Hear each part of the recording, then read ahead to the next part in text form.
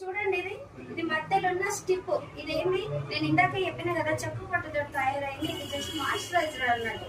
మరి దీన్ని చూద్దాం, దీన్ని ఏంటో పట్టుకోండి. మరి ఇందాక నేను చూపించింది అది కదా, ఇది చూడండి మన డియో గార్డెన్. ఇది మన వెస్టేజ్ ప్రోడక్ట్ అన్నట్టు. బంగారం లాంటి మనకేంటంటే జ్యువెలరీ మీదకి వేస్తే అందం వస్తుంది, ఇది వాడితే ఆరోగ్యం వస్తుంది. ఫస్ట్ ఆఫ్ ఆల్ అనా కదా. మరి ఏంది మేడం ఈ డియో గార్డెన్ స్పెషల్ ఏంది? మన టీవీలో అడ్వర్టైజ్ చేసిన మనం వాడితే అనారోగ్యం వస్తుంది అంటారు కదా, మరి ఇది వాడితే ఏమవుతుంది అంటే చూడండి, ఇది ప్యూర్ అల్యూమినియం కవర్ తోటి తయారై ఉంటది. చూడండి దీని ప్యాక్.